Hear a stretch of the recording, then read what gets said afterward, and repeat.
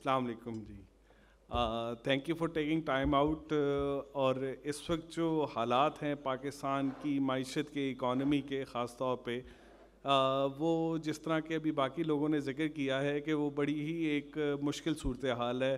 اور اگر ہم کہے جائے کہ ہماری ہسٹری کے اندر اتنے مشکل حالات پہلے آئے ہیں تو شاید 1970 کی دہائی میں آئے ہوں، لیکن اس کے بعد ہمارے لائف ٹائم میں ایسے حالات نہیں آئے. 1998 کا کرائسس بھی تھا، 2008 کا کرائسس بھی تھا، 2018 کا بھی چھوٹا کرائسس تھا، مگر 2022 ہماری ہسٹری کے اندر ایک سال یاد رکھا جائے گا جس سال کے اندر جو ہے ملک کی اکانومی کے ساتھ بہت بڑے دھچکے لگے ہیں. اور اس وقت جو آپ کی اکانومی جیسے کہا جا رہا ہے کہ اگر IMF پہ ہم نہیں جاتے تو بالکل ایک ڈیفالٹ کے دہانے پہ کھڑی ہے. اور چند ہفتوں کی کہانی ہے کہ جہاں پہ ایک کوئی کہتے ہیں نا جسے نان لینئر ایونٹ ہو سکتا ہے، کوئی بینک رن ہو سکتا ہے، کوئی ایسی چیز ہو سکتی ہے کہ جس کے بعد چیزیں سنبھالنا مشکل ہو جائے. تو اگر ہم اپنے فارن ایکسچینج ریزروز دیکھیں، جو اس وقت اسٹیٹ بینک کے جو ریزروز ہیں وہ 5.8 بلین کی آخری جو رپورٹڈ نمبر ہے وہ ہے، اور ایکچوئل نمبر اس وقت کوئی 5.6 کا ہے، اور اگلے 2 ہفتے میں وہ 4.5 سے 4.8 بلین کا ہو جائے گا. اب یہ نمبر آپ کو ذرا میں کانٹیکسٹ میں دے دوں کہ پاکستان کی جو نارمل منتھلی امپورٹ پچھلے سال تھی وہ $6.5 بلین کی تھی. تو ہم اگر نارمل امپورٹ پہ ہم چلے جاتے ہیں تو ہم اس کے حساب سے 2 سے 2.5-3 ہفتے کے ہمارے ریزروز ہیں. اور اگر ہم اپنے ریزروز دیکھیں تو وہ اس حد تک کم ہے کہ ہماری اگلے 3 مہینے میں جو ری پیمنٹس ہیں وہ اس سے کہیں زیادہ ہیں. تو اگر ہم IMF پہ نہیں جاتے اور اگر ہمیں باقی دوست ممالک سپورٹ نہیں کرتے تو ایک صورتحال ہم ایسی دیکھ سکتے ہیں کہ آج ہم جنوری میں بیٹھے ہیں تو جنوری کے اندر جو ہماری LCs کھل رہی ہیں وہ مشکل میں آ جائیں گی. جب جنوری کی LCs کھلنا مشکل میں آ جائیں گی تو پیٹرولیم کے اور فوڈ کے جو ریزروز ہیں جو 1-1.5 مہینے کے ہیں وہ ریزروز کم ہونے لگ جائیں گے. اور وہ جب امپورٹس ہیں وہ جو مارچ میں آنی تھی وہ نہیں آئیں گی، فیبری میں آنی تھی وہ نہیں آئیں گی. تو اپریل میں مارچ میں اس ملک کے اندر بجلی کی اور کھانے پینے کی شدید شارٹیجز ہو سکتی ہیں، اور یہ ایک انتہائی خطرناک صورتحال ہے.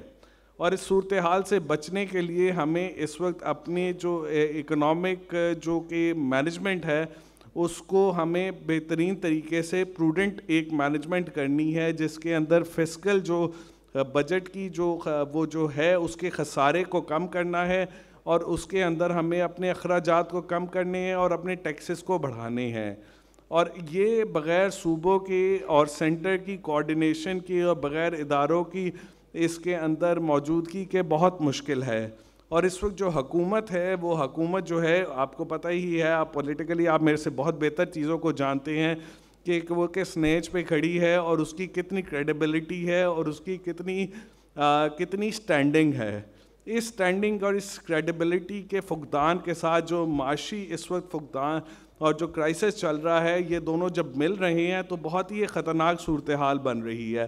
اور اس وجہ سے اس طرح کے ایونٹس یا کسی طرح کے بھی بڑے ضروری ہیں کہ جس میں ہمیں یہ دیکھنا بہت ضروری ہے کہ ہمیں اپنی چیزوں کو کہاں پہ لے کے آنا ہے.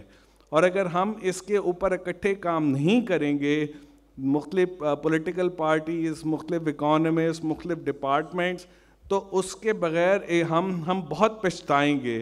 ہم اس طرح سے پچھتائیں گے کہ ہمارا لائف سٹائل چینج ہو جائے گا، ہمارا GDP جو ہے وہ شرنک ہو جائے گا، ہمارا رہنے سہنے کا طریقے میں ٹریول جو ہے وہ کم ہو جائے گا، ہم جس طرح کی گاڑیاں افورڈ کرتے ہیں وہ نہیں کر سکیں گے، ہمارے گھر کے اندر 10 گھنٹے کی لوڈ شیڈنگ ہو رہی ہوگی، ہماری بجلی کی قیمتیں ادھر چلی جائیں گی کہ مڈل کلاس AC چلانا افورڈ نہیں کر سکے گا، ہمارے ہاں پیٹرول اتنا مہنگا اور اتنا کم ہو جائے گا کہ مہینے کے ہفتے میں لوگ 10 لیٹر 15 لیٹر کے پیٹرول سے اوپر نہیں گزارا کر سکیں گے.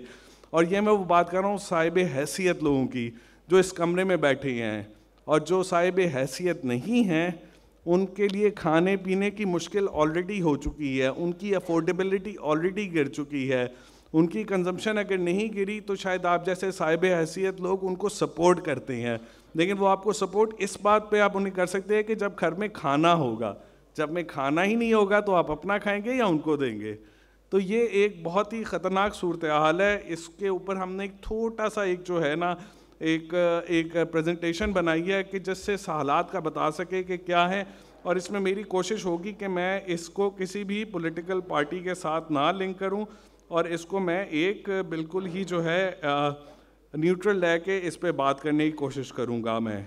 تو اگر ہم اس کی پہلی سلائڈز پہ اگر ہم اس سے آگے نیچے جائیں, تو ابھی ہم اگر دیکھیں ہمارا بیرونی قرضہ جو ہے, دیکھیں پاکستان کے اندر جو ہے جو فسکل ڈیفیسٹ ہے وہ اس وقت جو ہے تقریباً جو ہے وہ 80-70% سے اوپر ہے, لیکن پاکستان کا 60% جو ڈیٹ ہے, مطلب فسکل ڈیٹ جو ہے وہ 80% کے 60% جو ڈیٹ ہے وہ ڈومیسٹک گورنمنٹ کا ہے. اس میں سے باقی 40% ڈیٹ جو ہے ہمارا ایکسٹرنل ڈیٹ ہے. اور اگر ہم اپنا ایکسٹرنل ڈیٹ کو دیکھیں تو ایکسٹرنل ڈیٹ ہمارا $127 بلین ہے, جو ہمارے جی ڈی پی کا صرف 37% یا 35% ہے. وہ جی ڈی پی کو اگر پچھلے سال پہ لے جائیں تو 31% ہے. اگر جی ڈی پی کو اس وقت ہم جو ہیں جو کرنسی آج کے مارکیٹ ریٹ جو اوپن مارکیٹ میں چل رہی ہے تو اس کے حساب سے وہ 37% ہے. تو آپ اس کو جس طرح بھی کر لیں, یہ بہت زیادہ ڈیٹ نہیں ہے. یہ ڈیٹ برداشت کیا جا سکتا ہے, یہ ڈیٹ اتارا جا سکتا ہے. دنیا کے بہت سارے ممالک ایسے ہیں جس میں ہمارے ڈیٹ کا پرابلم اتنے, ہمارے ملک کے ڈیٹ سے زیادہ پرابلم ہے ان کا. بٹ ہمارا ایشو کیا ہے؟ ہمارا ایشو ہے لیکوڈیٹی کا. ہمارا ایشو ہے کہ ہماری capability to repay in the short term. اگر ہم دیکھیں, اگر آپ اس بار چارٹ کو دیکھیں تو جو یہ سال گزر رہا ہے FY23, جس میں سے ہم آدھا سال گزار چکے ہیں, اس سال میں ہماری تقریباً $20 ارب کی ری پیمنٹ ہے, جس میں سے $7-8 ارب کی ہم پے کر چکے ہیں, باقی ہماری رہتی ہے. اگر ہم اگلا سال دیکھیں تو اس میں $25 ارب کی ہے, اس سے اگلے سال میں $23.5 ارب کی ہے, اس سے اگلے سال میں $26.5 ارب کی ہے, اس سے اگلے ڈال میں $26 بلین کی ہے. اور اگر ہم اپنے ریزروز دیکھیں تو وہ تو میں نے آپ کو بتایا کہ وہ ایک مہینے میں $5 بلین سے کم ہو جائیں گے. جیب میں آپ کے ٹکا نہیں ہے اور آپ نے پے کرنا ہے, یہ تو کیسے کریں گے؟ یہ پرابلم ہے. اگر ہم جی ڈی پی کا سائز دیکھیں تو 350 بلین کا جی ڈی پی اگر ہم اس کے قریب لے کے جائیں, کیونکہ ڈالر کا ریٹ فلکچویٹ کر رہا ہے تو اس کو ایک نمبر دینا مناسب نہیں ہوگا, بٹ 350 بلین کا جی ڈی پی اگر لے کے جائیں اور اس میں انفارمل سیکٹر کو بھی ملا لے تو $400 بلین سے یہ اوپر پہنچ جاتا ہے, 450 بھی پہنچ سکتا ہے. تو اس کا ڈیٹ آپ کا 127 ہے, یہ کوئی بہت زیادہ ڈیٹ نہیں ہے. آپ اس سے کہیں زیادہ آپ کی اکانومی کی سخت ہے جو اس میں کرتی ہے, لیکن چونکہ اکانومی کے اندر ڈالرز نہیں ہے, آپ کے جو آپ کی جیب جو ہے, جو فارن ایکسچینج ریزروز ہے وہ بالکل خالی ہیں, تو اور ڈیٹ جو ہے وہ آپ کا شارٹ ٹرم ہے, یعنی $127 بلین کا ڈیٹ ہے, اور اگلے 5 سال میں آپ نے 4 سال میں آپ نے تقریباً $100 بلین سے اوپر کا پے کرنا ہے. تو اس کا کیا مطلب ہے کہ ہمارا ڈیٹ بہت زیادہ شارٹ ٹرم ہے, یعنی کہ ہمارے ڈیٹ میں ہمیں جلدی جلدی چیزیں پے کرنی ہیں. بہت سارے رول اوورز ہیں جو ہر سال آتے ہیں, بہت سارے جو ری پیمنٹ ہے جو ہر مہینے تکلیف دیتی ہیں, جو ہر مہینے ایک ایمرجنسی لاتی ہیں. 2022 کے اندر آپ کی کئی دفعہ یہ ایمرجنسی آئی, 2023 بھی ایسے گزرے گا, 24 بھی ایسے گزرے گا, 25 بھی ایسے گزرے گا, 26 بھی ایسے گزرے گا. کون جیتا ہے تیری زلف کے سر ہونے تک. تو یہ اس طرح سے یہ چیزیں نہیں چل سکتی. We have to stop and we have to change the structure. تو اس کے لیے ایک ہمیں سب کو اکٹھے لینے کی ضرورت ہے. اس میں مختلف پولیٹیکل پارٹیز, مختلف جو ادارے ہیں, اکانومسٹ ہیں, ان سب کو مل جل کے ایک ڈیٹ ری پروفائلنگ کی طرف جانا ہے. ہم ایک ڈیٹ ری اسٹرکچرنگ کی بات کرتے ہیں. ڈیٹ ری اسٹرکچرنگ ایک براڈر گیم ہے. ڈیٹ ری اسٹرکچرنگ کے اندر ہوتا ہے کہ جی آپ کا 127 ارب کا ڈیٹ ہے, اس میں جی ہیئر کٹ لے لیں, اس کو آپ 70 ارب کا کر دیں, 100 ارب کا کر دیں, اور پھر اس کے بعد ری پیمنٹ جو ہے اس کی آگے کریں. ہمیں شاید یہ کرنے کی ضرورت نہیں ہے کیونکہ ہمارا ڈیٹ زیادہ نہیں ہے, لیکن ہمیں یہ کرنا ہے کہ بھائی ہم نے جن کو ڈیٹ پے کرنا ہے اگلے سالوں میں, یعنی اگلے 12 مہینے میں, 16 مہینے میں, 24 مہینے میں, ہم نے کہنا ہے بھائی یہی ڈیٹ آپ کا رہے, ہم اس پہ سود بھی ادا کریں گے اور جو سود کی مارکیٹ ریٹ ہے وہی ادا کریں گے, لیکن یہ ڈیٹ 1.5 سال میں ہم نہیں پے کریں گے, ہم 5 سال میں پے کریں گے, ہم 7 سال میں پے کریں گے, ہم 10 سال میں پے کریں گے, ہم 12 سال میں پے کریں گے. جب یہ سارا کچھ ہو جائے گا تو اسی 127 بلین کا ڈیٹ اور اس کی جو سروسنگ ہے وہ 10-12 پہ آ جائے گی. پھر آپ کے مسئلے ختم ہو جائیں گے, پھر آپ کے ایشوز نہیں رہیں گے. پھر اس کے بعد اپنے آپ کو اسٹرکچر ریفارم کے اندر لے کے آنا ہے. تو سب سے پہلی بات کہ ہمیں اپنے ڈیٹ کی ری پروفائلنگ کرنی ہے, ہمیں ڈیٹ کی ٹائمنگس کو چینج کرنا ہے, اور ڈیٹ کی ری اسٹرکچرنگ میں ہمیں کوئی اس طرح کے ہیئر کٹ نہیں کرنے جو سری لنکا نے کیے ہیں, جو گھانا نے کیے ہیں. ہمارا مسئلہ بہت کم ہے لیکن ہمارا ری پیمنٹ چیلنج ہے. اور ہمارا ری پیمنٹ چیلنج کیوں ہے؟ آج سے سال پہلے یہی آپ کے فارن ایکسچینج ریزرو 22 ارب ڈالر کے تھے, آج وہ 6 ارب ڈالر کے رہ گئے ہیں. وہ کیوں ہیں؟ کیونکہ آپ کے دوست ملٹی لیٹرلز, بائی لیٹرلز اور مارکیٹس آپ پہ ٹرسٹ نہیں کرتی. اور اگر پاکستان کا یہ اگر ہم ڈیٹ دیکھیں تو اس ڈیٹ کی اگر ہم اس کی کمپوزیشن دیکھیں تو اس کی کمپوزیشن میں 127 میں سے قریباً جو مارکیٹ ڈیٹ ہے جسے ہم یورو بانڈ کہتے ہیں وہ 8 ارب ڈالر کے قریب ہے. پھر ہمارا کمرشل ڈیٹ ہے جو تقریباً وہ بھی 7-8 ارب کے ڈالر کے قریب ہے, اور اس کو پے کر کے جب ہم جون تک جائیں گے تو ہمارے پاس 12-13 ارب ڈالر رہ جائے گا. باقی جو ہمارا سارا ڈیٹ بچتا ہے 90 ارب ڈالر سے زیادہ تو ہمارا یا تو دوستوں سے لیا ہوا ہے یا ہم نے I M F, world bank, A D B ان سے لیا ہوا ہے. I M F, world bank, A D B debt ویسے ہی لانگ ٹرم ہوتے ہیں اور اس کی پیمنٹس بھی تھوڑی ہوتی ہیں اور وہ ری اسٹرکچر نہیں ہو سکتا. اس کے لیے ان سے آپ اور پیسے لیں گے, ان کے پیسے اتارتے رہیں گے, وہ ایسے چلانا ہے. جو باقی آپ کا قریباً 40 ارب ڈالر 45 ارب ڈالر کا ڈیٹ اس طرح ہے, کچھ 35 سے 40 ارب ڈالر کا جو ڈیٹ ہے آپ کا وہ بائی لیٹرل ہے, یا انہوں نے ڈائریکٹ دیا ہے یا ان کے بینکس نے دیا ہے جو انفلوئنس ہوتے ہیں. بائی لیٹرل ڈیٹ ہمیں کہاں سے ملا ہے؟ سب سے بڑا چنک چائنا سے ہے, اس کے بعد سعودی عرب اور یو اے ای سے ہے, اور ان کی حکومت نے ڈائریکٹ بھی آپ کو ڈیٹ دیا ہے اور ان کے بینکس نے بھی ڈیٹ دیا ہے. اور آپ تینوں ملکوں میں جانتے ہیں کہ ان کے بینکس یا تو سرکار خود اون کرتا ہے یا سرکار کے بہت زیادہ کنٹرول میں ہوتے ہیں. یہ امریکہ نہیں ہے, یورپ نہیں ہے جہاں پہ بینکس انڈیپینڈنٹلی چلتے ہیں.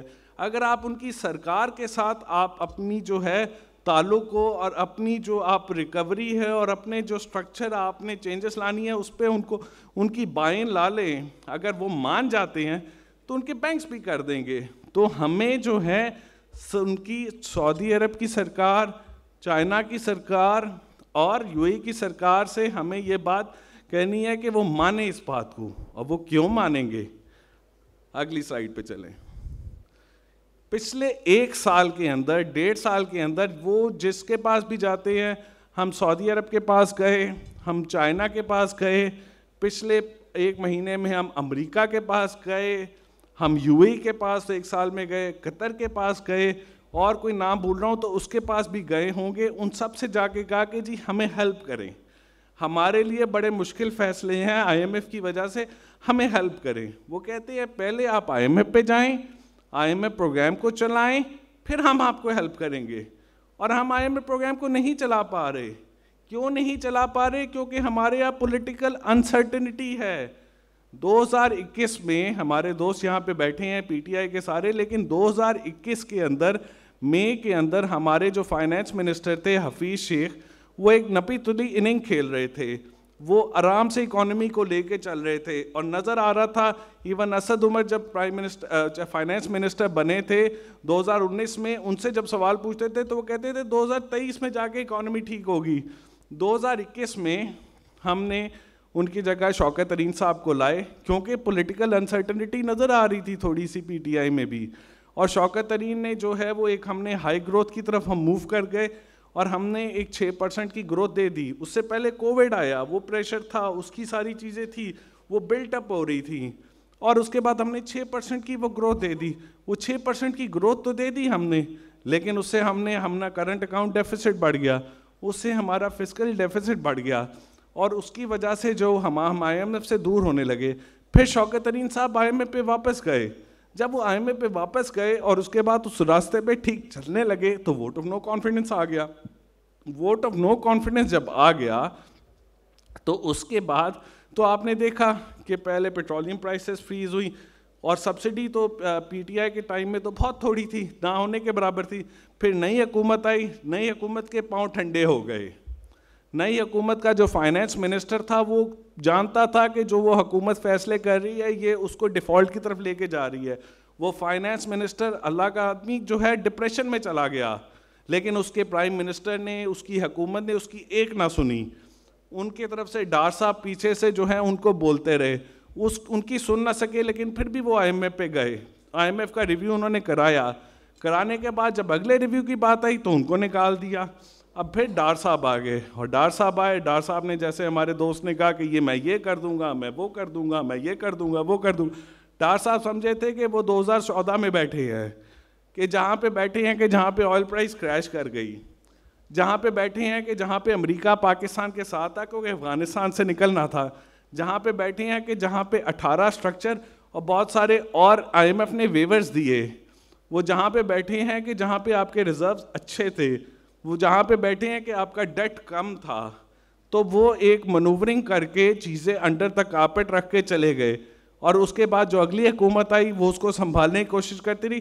اور اللہ کا کرنا ایسا ہوا کہ ڈار صاحب نے جو بیج بویا تھا, آج ڈار صاحب ہی اس کی جو ہے نا, وہ جب وہ پورا پودا نکل کے وہ کانٹے جو چبھ رہے ہیں نا, وہ ڈار صاحب کو سب سے زیادہ چبھ رہے ہیں. یہ اللہ کا کرنا ہوا. تو آج وہ صورتحال آ چکی ہے کہ وہ ڈار صاحب کی جو 2013 18 16 کی پالیسیز تھی وہ نہیں چل سکتی, وہ چیزیں نہیں چل سکتی. آج مارکیٹ کے اندر بہت بڑے مسئلے ہیں, اور ان مسئلوں کو جاننے کے لیے ہمارے پاس ایک ہی صورت ہے, اگر ہم آئی ایم ایف پہ جاتے ہیں, اور اگر ہم آئی ایم ایف پہ نہیں جانتے. اور آج بھی ڈار صاحب کہتے ہیں کہ یار آئی ایم ایف کہتا ہے کہ بھائی آپ کی جو ملٹیپل ایکسچینج ریٹ ہے, ایک 226 پہ آپ کی انٹر بینک میں ٹریڈ ہو رہا ہے, جبکہ اوپن مارکیٹ میں لوگ لینے جاتے ہیں تو 240 کا, 250 کا, 260 کا کئی ریٹ ملتا ہے. تو وہ ایک ایکسچینج مارکیٹ ہونی چاہیے, اس کی طرف جاتے ہیں. تو میرے حساب میں اگر ہم اس کو آج چھوڑتے ہیں تو ڈالر جو ہے میرے حساب میں 240 کے آس پاس آئے گا, 260 کے آس پاس نہیں آئے گا, کیونکہ وہ ریٹ بھی غلط ہے, یہ ریٹ بھی غلط ہے, سم ویئر ان دا بٹوین آئے گا. لیکن ڈار صاحب نہیں چھوڑے, آئی ایم ایف نہیں آ رہا. پھر ڈار صاحب کو کہا جاتا ہے کہ بھائی آپ کے فسکل گیپ بہت زیادہ ہے, اس کو پورا کرے, پیٹرولیم لیوی بڑھائیں, گیس کی قیمتیں بڑھائیں, سرکولر ڈیٹ کو کم کریں, انرجی کی قیمتیں بڑھائیں, گورننس ان کی بہتر کریں. وہ نہیں کرتے تو ہم آئی ایم ایف پہ نہیں جاتے. اور پھر ان کو کہا جاتا ہے کہ جو آپ کی فائنینسنگ نیڈز ہیں, جو آپ نے, جو مفتاح اسماعیل صاحب کمٹمنٹ کر کے گئے تھے کہ 4.5 سے 5 بلین ڈالر ہم اپنے دوستوں سے لائیں گے, وہ دوستوں کے پیسے لے کے آئیں, ان کی ڈیٹیلز دیں. مفتاح صاحب تو اس وقت کمٹمنٹ دے گئے تھے. سعودی عرب کے جو فائنانس منسٹر تھے انہوں نے آئی ایم ایف کے بورڈ کے سامنے کہا تھا ہاں جی ہم ہیلپ کریں گے, لیکن وہ آج ہیلپ کدھر ہے؟ آج آئی ایم ایف کہتا ہے کہ اس ہیلپ کی ڈیٹیلز لائیں کہ کس طرح وہ ہیلپ کریں گے. کیا آپ کو ڈیفرڈ آئل فیسلٹی دیں گے, کیا وہ آپ کو ڈپازٹ دیں گے, کیا وہ آپ سے ایسٹ خریدیں گے, کیا خریدیں گے, کتنے میں خریدیں گے, کتنے پیسے دیں گے, کس ریٹ پہ دیں گے, کب دیں گے, کتنے ٹائم کے لیے دیں گے. All the specific details I M F وہ مانگتا ہے. جب یہ ان سے مانگنے جاتے ہیں تو وہ کہتے ہیں بھائی آئی ایم ایف کی پہلی condition exchange rate, circular debt, revenue, یہ پوری کریں. تو ایک سرکولر لوپ ہے, تو وہ 3 کنڈیشن ہی پوری کریں گے تو چوتھی کنڈیشن نہیں ہوگی, اور چوتھی نہیں ہوگی تو جو آئی ایم ایف نہیں آئے گا. تو آئی ایم ایف آنے کے لیے وہ چیزیں کرنا بہت ضروری ہیں. اور اگر آئی ایم ایف نہیں آتا تو کیا ہوگا؟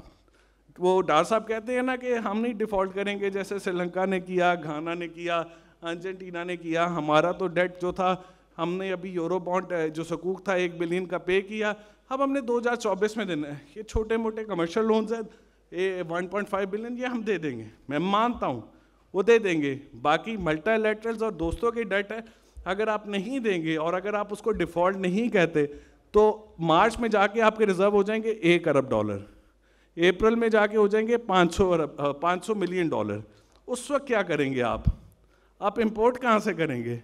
یہ جو آپ کی گاڑی میں تیل لگتا ہے, یہ جو بجلیاں چل رہی ہیں, یہ جو فیس بک لائیو پہ پورا سسٹم چل رہا ہے, جو گرمیوں میں آپ کی اے سی چلتا ہے, جو آپ کی انڈسٹری چلتی ہے, جو آپ کی ہر چیز بنتی ہے, اس کے لیے تیل کہاں سے لائیں گے؟ اس کے لیے گیس کہاں سے لائیں گے؟ آپ کا ملک کے اندر جو خام وہ پام آئل آتا ہے, جو کوکنگ آئل ہوتا ہے, آپ کے ملک میں دالیں آتی ہیں, آپ کے ملک میں سویا بین سیڈ آتا ہے جس سے مرغی بنتی ہے, وہ کہاں سے لائیں گے؟ آپ کے ہاں وہ سیڈ آتا ہے جس سے فیڈ بن کے دودھ بنتا ہے, وہ کہاں سے آئے گے؟ اگر یہ چیزیں نہیں ہوں گی تو میری بات لکھ لیں, نوٹ کر لیں اس کو, اس سمر کے اندر 10 سے 12 گھنٹے کی لوڈ شیڈنگ ہوگی. اور آپ اگر گھر میں جنریٹر افورڈ کر سکتے ہیں تو آپ جنریٹر کے, آپ کے پاس تیل نہیں ملے گا, 10 لیٹر 15 لیٹر کا آپ کو ہفتے کا تیل مل رہا ہوگا, لائنیں لگے 2 گھنٹے بعد, اور اس کے بعد آپ کے کھانے کی شارٹیجز ہوں گی جو, اور پھر ایک پیرل مارکیٹس کہیں چلیں گی کہ مارکیٹ میں 400 روپے لیٹر اگر پیٹرول لگ رہا ہے تو وہ اوپن مارکیٹ میں وہ 3,500 روپے مل رہا ہوگا, 2,000 روپے مل رہا ہوگا. ایک پورا جو ہوگا نا سسٹم برباد ہو کے رہ جائے گا. اس سسٹم کو بربادی سے روکنے کے لیے, اس ملک کو ایک سسٹینیبل پاتھ پہ چلانے کے لیے, اس ملک کو ایک مشکل وقت سے نکالنے کے لیے ہمیں اس وقت IMF پہ جانا ہے, اور اس کے سوا ہمارے پاس کوئی راستہ نہیں ہے. اور آپ ابھی دیکھ رہے ہیں کہ لوگوں نے گولڈ اور ڈالرز جو ہے ہولڈ کرنے شروع کر دی ہیں, نہ مارکیٹ میں گولڈ مل رہا ہے نہ مارکیٹ میں ڈالر مل رہا ہے. تو اگلی کیا چیز ہوگی یہ چیمہ صاحب آپ کو یا باقی لوگ بتائیں گے کہ چاول, آٹا اور ویٹ اور جو بھی نان پیرشیبل فوڈ آئٹمز ہیں وہ جو ہیں وہ ہولڈ ہونے لگ جائیں گی. اور جب یہ ہوں گی تو 200 ملین کے جو لوگ ہیں, جو اس میں غریب لوگ ہیں, جو لوگ افورڈ نہیں کر سکتے, سوچیں ان کا کیا حال ہوگا. ابھی تو کہتے ہیں نا کہ جی وہ کھانا افورڈ نہیں کر سکتے, لیکن ان کو کھانا مل جاتا ہے کہ آپ جیسے صاحب حیثیت جو ہے دے کے کرا دیتے ہیں. آپ جیسے صاحب حیثیت کسی ریسٹورینٹ میں کھانا کھاتے ہیں, رات کو ریسٹورینٹ کا کھانا بچتا ہے, وہ NGOs کے تھرو ان کو چلا جاتا ہے. جب کھانا ہی نہیں ہوگا تو ان کو کیسے جائے گا, یہ سوچئے گا. تو اب ہم نے جیسے بات کی کہ IMF میں جانا ہے, IMF میں جانے کے لیے ہمیں کیا چاہیے, ہمیں انٹر بینک ریٹ اور اوپن مارکیٹ ریٹ ایک کرنا ہے. اور میں آج آپ کو لکھ کے بتا سکتا ہوں کہ آج اگر آپ open market bank inter bank rate کریں گے تو وہ 260 پہ نہیں جائے گا, وہ شاید 235 پہ آئے, 240 پہ آئے, 245 پہ آئے, اس طرح کا ریٹ آئے گا. لیکن ایک مہینے بعد کریں گے تو یہ اوپن مارکیٹ ریٹ 300 پہ چلا جائے گا, اور یہ بھی پھر 260-70 پہ جائے گا. تو ٹائم از دی ایسنس. جتنے ریزرو کم ہوتے جائیں گے اتنی زیادہ تکلیفیں آئیں گی, جتنا ٹائم گزرتا جائے گا اتنی زیادہ تکلیفیں آئیں گی. اب اس کا علاج کیا ہے کہ ساری پولیٹیکل پارٹیز کو سب کو مل کے بیٹھ کے فیصلہ کرنا ہے. اب PTI کے ہمارے سارے دوست بیٹھے ہیں, وہ کہتے ہیں کہ جی الیکشن کے بغیر کوئی نہیں, اور بات بھی ٹھیک ہے, تو آپ الیکشن پہ کیوں نہیں جاتے؟ کسی نے کہا جی ٹیکنوکریٹ گورنمنٹ لے آئیں. ٹیکنوکریٹ گورنمنٹ کی بائن کون آئے گی جب یہ مشکلیں آئیں گی, جب IMF آئے گا, جب انفلیشن اس وقت 25% پہ ہے, وہ 30-35% پہ جائے گی, تو ٹیکنوکریٹ کی کون آ کے عوام سے بات کرے گا؟ کون سے ٹیکنوکریٹ آگے کرے گا؟ پیچھے جو لوگ کھڑے ہوں گے وہ لیں گے اس کی بات کو. تو بہتر ہے ایک پولیٹیکل فیس دے جس کو لوگوں نے ووٹ دیا ہے, 5 سال کے لیے لائیں, وہ اچھے لوگ لائیں, اور وہ اچھے لوگ لا کے ان چیزوں کو لے کے چلیں. زندگی ہماری بڑی مشکل ہے. اگلی سائیڈ لیں. IMF کے ساتھ بھی کوئی اتنی آسانیاں نہیں ہیں. IMF کے ساتھ بھی میں نے آپ کو کہا مشکلیں ہیں, لیکن اگر ہم IMF کے بغیر جاتے ہیں تو ہماری زندگی جو ہے وہ بہت ہی تاریکی میں چلی جاتی ہے. ہم 10 سال پیچھے چلے جائیں گے.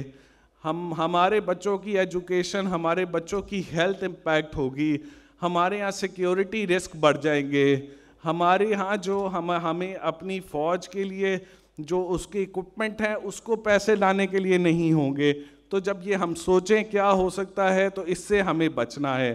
اور کچھ ملک ابھی, اور اگلی ایک میں کچھ اچھی بات بتا دوں, ایک سلائیڈ اس میں رہ گئی تھی کہ کچھ ملک اگر ابھی ہم دیکھیں تو, اگلی سلائیڈ اگر آپ چلیں تو, کچھ ملک اگر دیکھیں جو ہمیں ڈیفالٹ کر کے گئے ہیں, اگر ہم ان کے نمبرز دیکھیں, جیسے کہ ہم نے گھانا نے 2022 میں ڈیفالٹ کیا, سری لنکا نے بھی 2022 میں کیا, گریس نے 2015 میں کیا, زیمبیا نے 2020 میں کیا, ارجنٹینا نے 2020 میں کیا.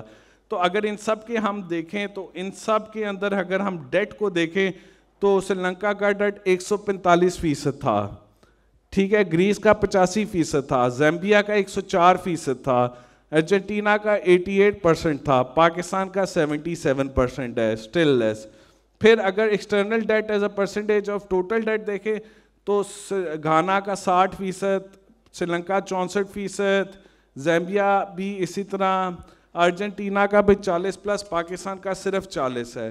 اور پھر اگر ہم یہ ساری چیزیں دیکھیں تو پاکستان کے مسئلے نہیں, لیکن پاکستان کا امپورٹ کور اس وقت سب سے کم ہے. پاکستان کا فسکل ڈیفیسٹ, ٹوئن ڈیفیسٹ جو ہے, فسکل ڈیفیسٹ خاص طور پہ کرنٹ اکاؤنٹ ڈیفیسٹ بہت زیادہ ہے. جہاں سے بات شروع ہوئی تھی گروتھ, ہمیں اپنی چادر جتنی ہے اتنے پاؤں پھیلانے ہوں گے, ہمیں اپنے کرنٹ اکاؤنٹ ڈیفیسٹ کو کم کرنا ہوگا, ہمیں اپنی سیونگز کو بڑھانی ہوگی, ہمیں اپنے ان لوگوں کو جن کو ہم ٹیکس نہیں کہتے جیسے ٹریڈر ہیں, ریئل اسٹیٹ, ان کو ٹیکس کرنا ہوگا, ہمیں اپنی ایکسپورٹ کو سسٹینیبل طریقے سے بڑھانا ہوگا. اور یہ 5 سے 10 سال کا ایک جو طریقہ ہے, اس کو ہم پچھلے 30 سال سے کوشش کرنے اس میں جانے میں نہیں جا سکتے. کیوں نہیں جا سکتے؟ 1990 کی دہائی میں آپ نے دیکھا 4 حکومتیں بدلی. 2000 میں جب مشرف صاحب آئے تو وہ اپنے لیجیٹیمیسی کے چکر میں پڑ گئے. پھر اس کے بعد 2008 کے بعد بھی دیکھے تو وہ کوئی حکومت اس طرح سے پورا ٹائم نہیں کر سکی.